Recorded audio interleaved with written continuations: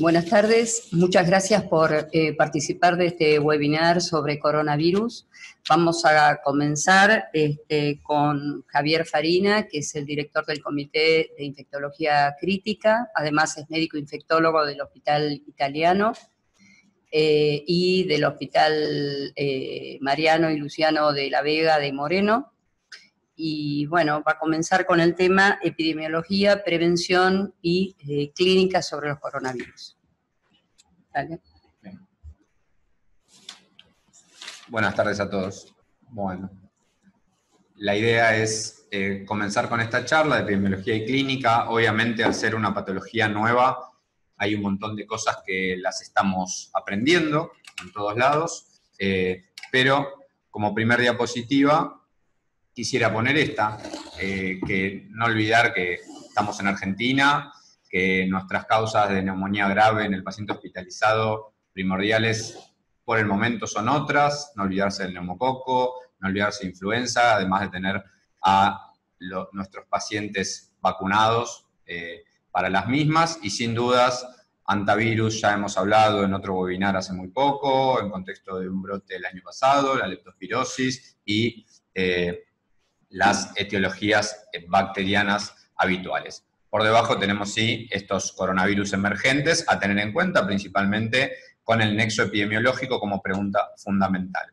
Los coronavirus son una familia de virus que normalmente o habitualmente afectan a los animales. La verdad que acá una información fuera de lo médico estricto que me sorprende es haber leído que con fundamento que el 25% de todos los mamíferos que hay en el mundo son murciélagos, son del género, con lo cual es uno de las fuentes de origen de estos nuevos virus o de mutaciones de virus más frecuentes. Ahí vemos, por ejemplo, el caso del SARS a través de los murciélagos inicialmente y luego de la civeta china, o el MERS del Medio Oriente a través de los camellos. En el caso del nuevo coronavirus,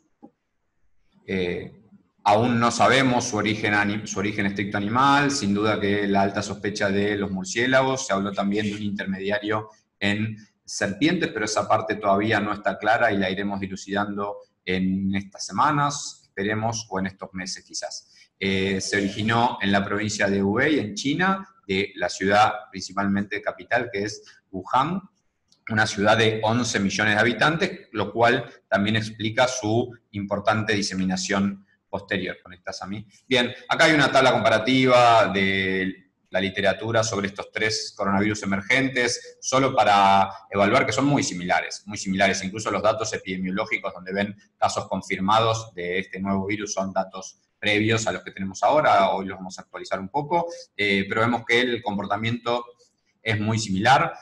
Hay 7 coronavirus que se han detectado enfermedades en el humano, 4 que son causas de resfrío común o de cuadros muy banales, y estos 3 que son los que han desarrollado patologías graves. Cuando vemos acá el inicio del brote, que entre el día 30 y 31 de diciembre se observó estos 27 casos de neumonía grave de etiología dudosa, que no pudieron determinar la etiología, ahí es donde se inician las primeras alarmas, y ya el 1 de enero se sabía que impresionaba un coronavirus, pero que no era de ni SARS ni MERS, en base a estudios de PCR, lo cual después se pudo identificar el genoma completo. Pero lo que hoy conocemos también es que a partir del 8 de diciembre es que ya los primeros pacientes atendidos habían iniciado los síntomas. Acá vemos la secuencia, estos son los datos de hoy, actualizados al mediodía, en lo de Argentina, con más de 28.000 casos, más de 500 muertes, más de 25 países o 25 regiones, con una tasa de letalidad del 2%.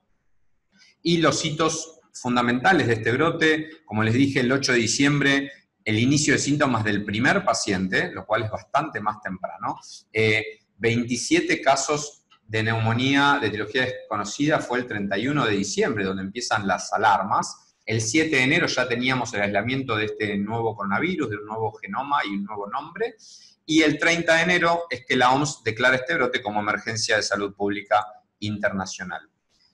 Este trabajo, publicado hace 5 días nada más en Lancet, en New England, perdón, nos muestra, como ven, en las columnas se ve pequeño, pero los casos no linkeados a este mercado de venta de animales vivos o muertos en Wuhan, que se suponía era el origen de este nuevo virus, pero si ven los dos primeros pacientes que aparecen como un solo caso el día 8 y 10 de diciembre, son pacientes que no tenían ningún contacto con este mercado, con lo cual todavía el origen tenemos que ir dilucidándolo. Sin duda, esa asociación en el mercado fue importante, los casos en naranja más oscuro, pero un montón de casos iniciales, o dos casos iniciales no linkeados, y un montón de casos posteriores no linkeados a este mercado. ¿Qué pasa con las características de las personas que padecieron esta infección en distintas etapas? La media de edad entre los 55 y los 60 años, no hubo casos en menores de 15 años hasta esa fecha, incluso no hay reportados casos confirmados en menores de 15 años, con el rango, como les decía posteriormente, predominante en el sexo masculino, pero no con mucha diferencia marcada. Ahí ven la asociación con el mercado de Huanan, donde al principio sí, antes del 1 de enero, si ven la primera columna, el 55% de los casos tenían asociación a este mercado, pero posteriormente, sin duda que esto se diluyó y los casos se expandieron. Y si ven, es muy importante donde dice el contacto con otras personas con síntomas respiratorios, esto ya era desde el principio del brote, o sea, el contagio interhumano era desde el principio del brote, estaba detectado al principio del brote, con el dato importante también en la última fila de las infecciones en el personal de la salud, con 15 casos. Los datos, estos son datos de la OMS actualizados al día de hoy, al mediodía, datos nuevos por día. Vamos viendo donde empezamos quizás a empezar a ver una meseta en los nuevos diagnósticos. Antes venía una curva increciendo de cantidad de diagnósticos por día. Y los datos acumulados, los casos acumulados, llegando a estos más de 28.000 en el día de la fecha, un número muy importante.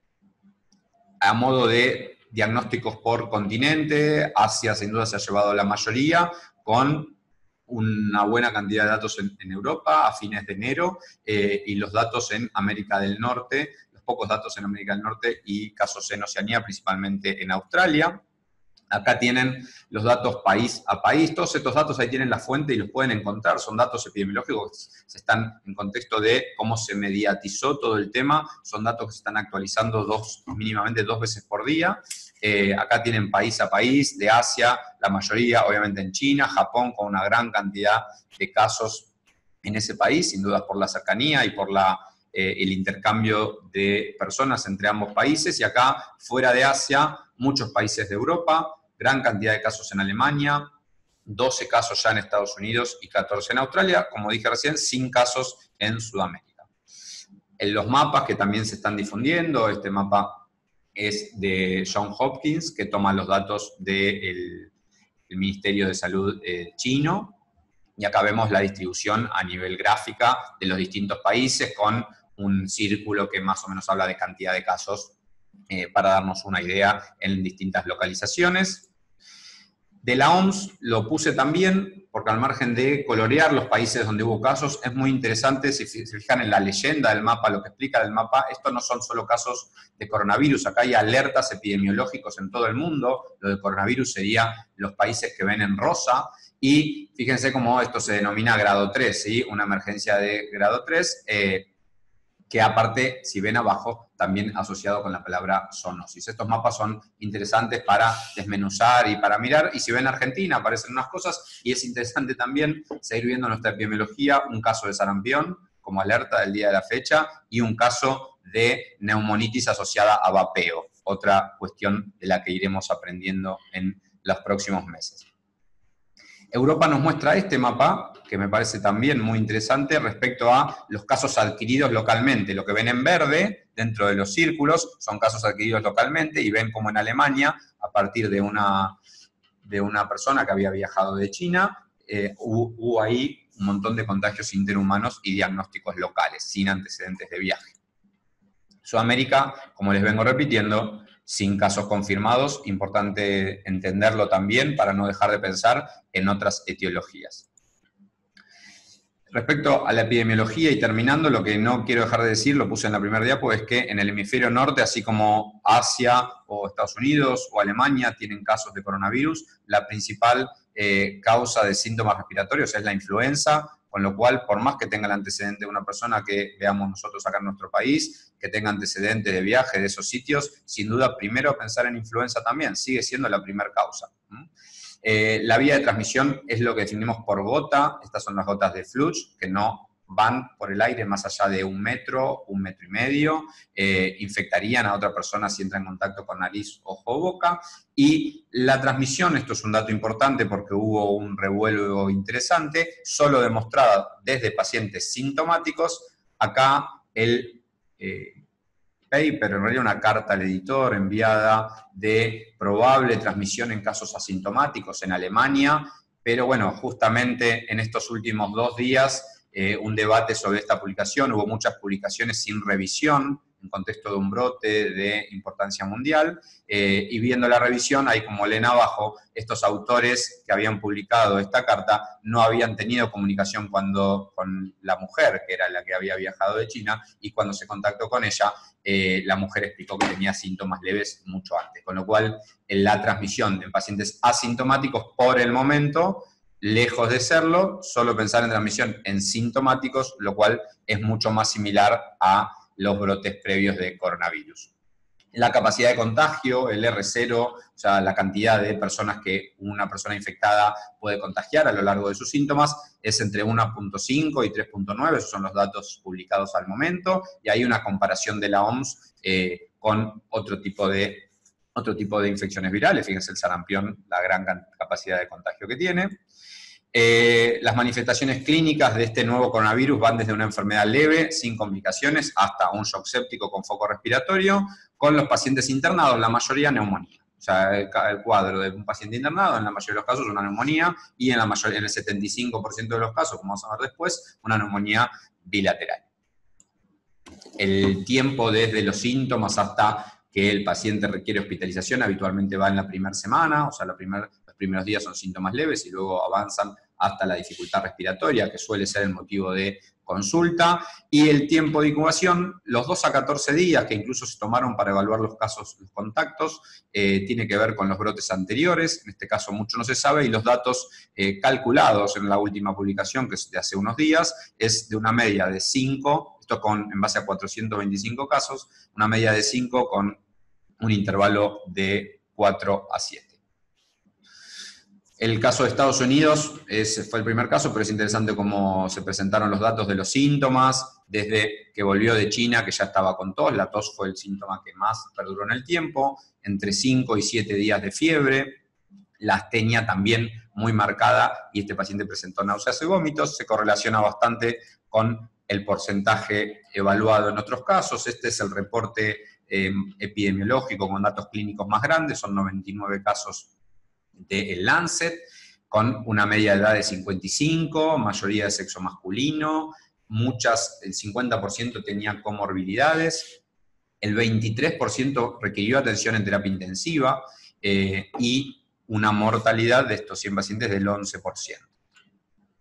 Los síntomas predominantes: fiebre, tos, dificultad respiratoria, astenia, y ahí tienen la lista de otros síntomas menos frecuentes en estos pacientes. Y las complicaciones: el distrés en un 17%, insuficiencia renal en un 3%, con un 4% de shock séptico. Un reporte anterior que era de 40 casos, que no son necesariamente los mismos, tenía un mayor reporte de falla cardiovascular. La presentación: 75% de neumonía bilateral, y llamativamente pocos con asistencia ventilatoria invasiva, solo un 4% de estos 100, habiendo presentado un 17% de distrés. Es un número que a mí me llama un poco la atención. ¿Qué hacemos cuando sospechamos un caso? Bueno, hay que reconocer esto como acá vamos a remarcar lo de coronavirus, pero cualquier infección respiratoria aguda grave hay que reconocerlo rápidamente en base al triage de una guardia, de un consultorio, para poder iniciar las medidas de precauciones que corresponden a estos pacientes y evitar la diseminación viral, ya sea influenza, ya sea coronavirus, ¿sí? Esto no modifica. El Ministerio de Salud actualizó el 4 de febrero la definición de caso sospechoso, criterios clínicos y criterios epidemiológicos, fundamentalmente el criterio epidemiológico, no olvidarse, no es solo tengo síntomas de coronavirus, como hemos escuchado en los medios, ¿sí? Tengo estos síntomas y además viajé o vivo en China, soy un trabajador de la salud que estoy en contacto con estos pacientes o tuve un contacto cercano con un caso sospechoso de coronavirus como para evaluar esto. Sin embargo, como decía recién, el nexo epidemiológico no quita que no tengamos que iniciar las precauciones para evitar la diseminación viral, como en cualquier infección respiratoria. Siempre hacer diagnóstico diferencial de las otras etiologías, como empecé la charla y como sigo ahora, no olvidarse de otras causas de neumonías graves o infección respiratoria grave para evaluar en nuestro medio neumococo, pseudomonas, leptospirosis con algún nexo epidemiológico, si es que podemos, antivirus, como ya hemos hablado, y sin duda la influenza. Respecto a la prevención, primero la idea es hablar principalmente en el paciente hospitalizado, en la terapia intensiva, pero primero mostrar un poco lo del Ministerio de Salud. Este es el afiche quizás más novedoso que sacó, qué deberíamos, cómo visualizarlo y cómo mostrar a la población general qué pasa si hay que viajar a China, qué pasa si alguien vuelve de China, tener en cuenta los síntomas que son importantes para la consulta. Quedó muy claro el uso de barbijo quirúrgico para las personas que tienen síntomas y no para la población general como forma de precaución de la transmisión.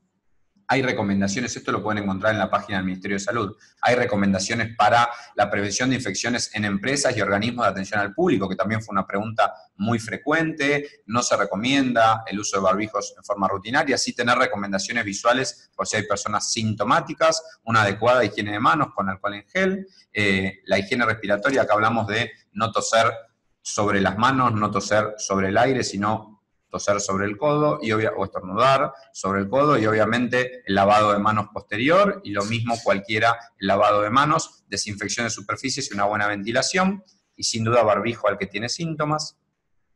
Y también acá tienen para ver lo de las recomendaciones para el aeropuerto, también fue una pregunta, incluso lo hemos charlado dentro del comité, y está aclarado el tema de no recomendar. El Ministerio no recomienda el control de temperatura, como hemos visto en la televisión en otros lugares o incluso en películas, el uso de control de temperatura por la baja sensibilidad que tiene, incluso en el periodo de incubación, acá si no sería la visualización de los síntomas para la comunicación, visualizar, que el paciente visualice. Dentro del ámbito hospitalario, ante la sospecha de una infección respiratoria o con una infección respiratoria y sin duda la sospecha con nexo epidemiológico de coronavirus, deberíamos iniciar las precauciones de contacto y de gota, esto disminuye la transmisión, e implementarlo ante la sospecha y no ante el diagnóstico definitivo. Lo mismo para influenza, vuelvo a lo mismo.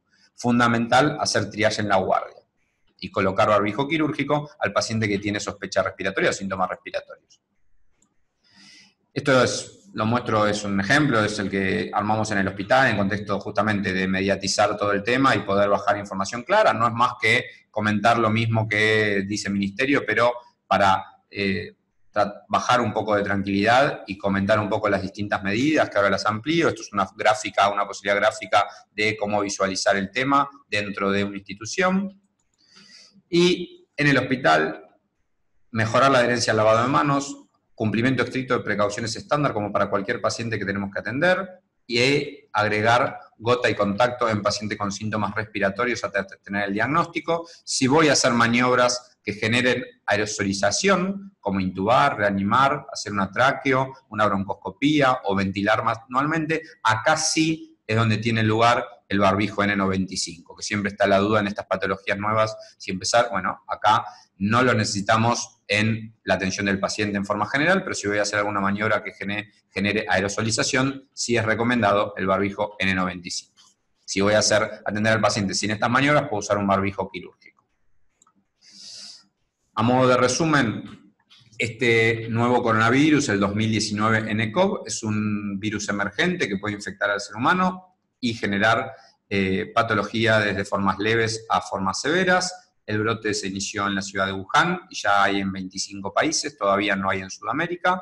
Es fundamental identificar el nexo epidemiológico del viaje a China o contacto con un caso sospechoso o confirmado. Ya tenemos más de 25.000 casos, más de 500 muertes con una letalidad del 2%.